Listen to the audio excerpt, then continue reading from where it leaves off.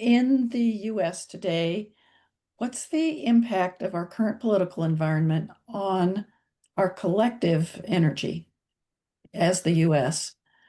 How should we be looking for that showing up in our clients? And what should we be praying for? Okay, so they don't do should. Okay, So how about how can you look for that in your clients in their I guess in their system in their parts, and then how do we support our clients? and then how to support that? Okay, what do you want to say to this?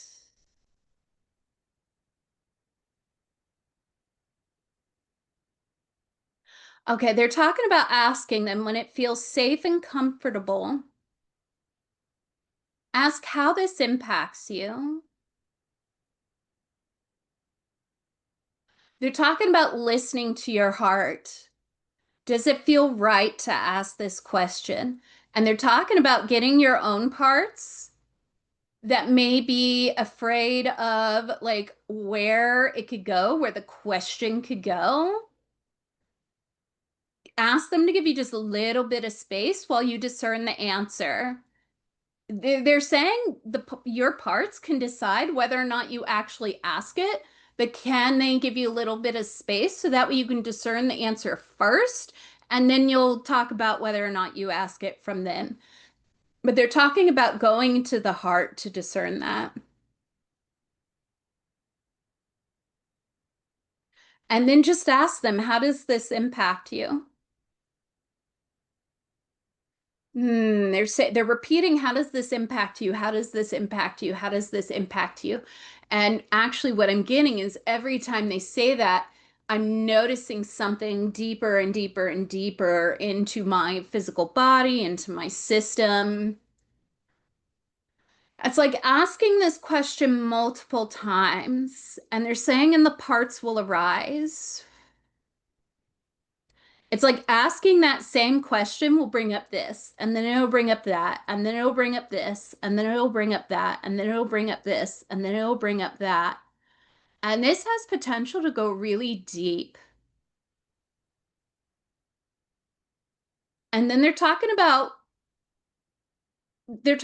through the whole process, but even more so when it goes deeper, holding that in love and witnessing.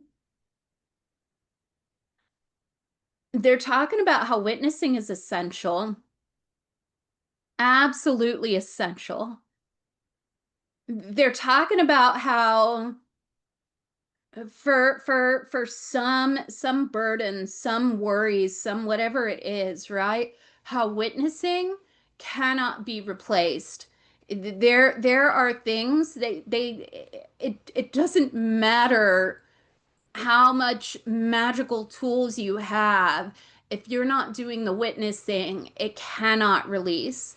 It- they're talking about how witnessing is one of the deepest forms of love. And they're talking about this is a way to support. And they're, oh, what are you saying here? How do you want me to put this? And again, they're talking about witnessing from this compassionate, loving place.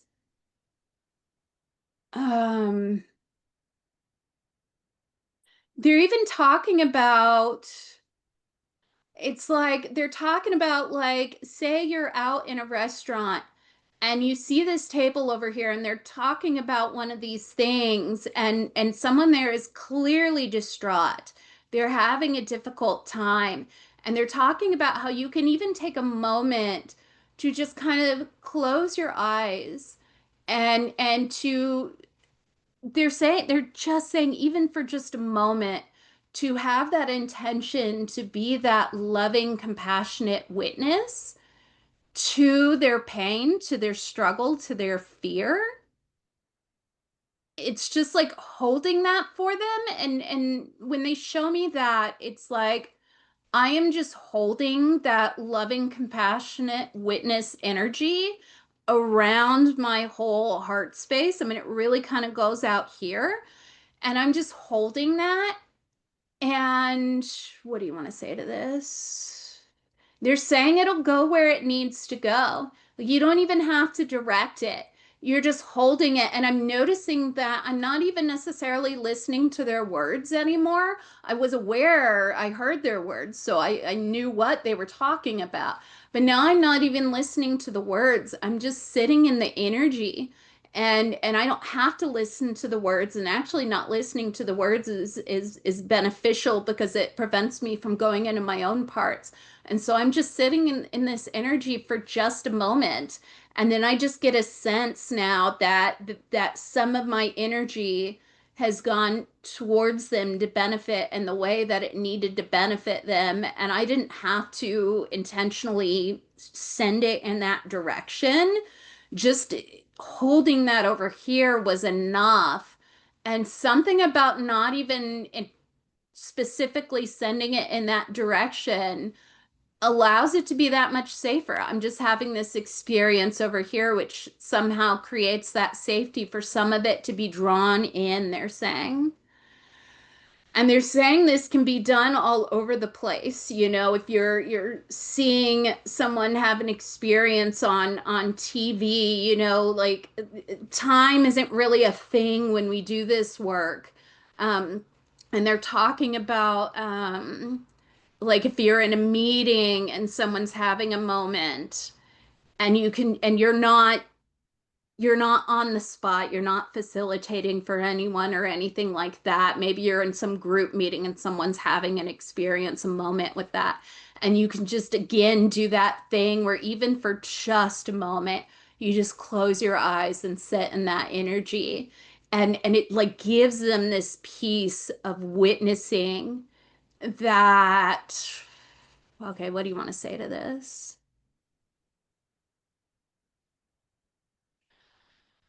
They're just kind of talking about it goes where it needs to. They're showing me it being in the person, and then it may lie dormant for a while, but there's something about it having happened, and then at some point things sprout from it and grow.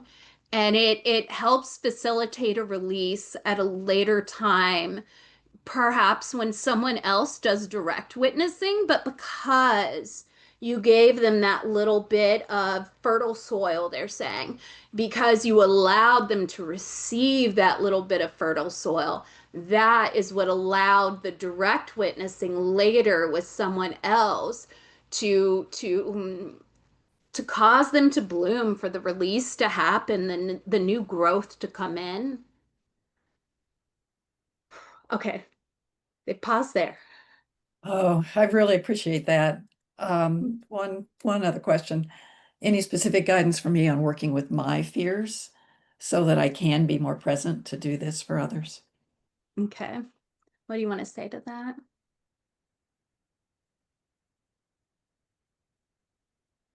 They're talking about letting your fears know when the time and place is for them to be present with you. And they're okay, so there's a little bit of a caution around that. So it's not like a strict like you can never come up at this time. You can always come up at that time. It's like it's like telling them, okay, if it's not urgent, this is a time to not bring it up. They're they're talking about lovingly and kindly and gently asking them, what can I do for you to make it safe for you to not be here, for you to not be up here? What do you need from me? What works for you? Because this space, it's really important that this space be fear free. And here's why. Like, you know, for example, if you've got a really vulnerable client, right? And you've got your own parts that have fear around whatever this is. Um, um, like it's talking to them about like how it's so important. It's like it's really important for you to not be afraid when you go to one of your own parts, and it's really important for you to not be afraid when you go to someone else's part. just explaining to them in really simple terms that they can understand of why, just the simple why. And that's what a lot of them need, is just that understanding. And whatever it is that they might ask of you, whether that's they need you to do something, or they want you to provide a place for them to go, you can ask them what feels like a safe place. They're bringing up, Joanne Twombly talks about safe space, Mhm. and how you can ask them, okay, what makes this safe? Now, what makes this safer? Now, what makes this even safer than that? And you can just keep asking them those questions and build this beautiful safe space for the parts who need it. And then again, you're talking about like when you really do need me, come up and tell me that you need me. Or if you anticipate needing me, if you anticipate that this specific situation might be really hard for you, talk to me about it now. And again, they're saying if you got to pause what you're doing to come and talk to your parts, especially if you're with a client, especially if you're with a client and one of your feel fearful parts is coming up, pause so it doesn't derail. Mhm. Connect with your parts, see what they need from you so that you can go back. And then when you have done that, and then go back to your client, and again, you can explain why, if they need that. Mhm. You can invite them to ask questions about what you just did, if they have any questions about it. And that ultimately you connecting with your parts, so your parts can soften back, or can get what they need, whatever it is, right? So that way they can settle and they can soften. They don't have to be up. Ultimately, that serves the client. That is the best way that you can serve the client, and sometimes that requires a pause. They're talking about how it is far less harmful or even impactful on the client when we pause and do that, than when the part just stays up and up and up and up and up and up and up and up. But then we got these other parts saying, don't stop. You got to be here. You got to be on the ball. You can't do that. They're saying it derails it so much more. Just pause, repair if you need to. And they're saying it's as simple as that.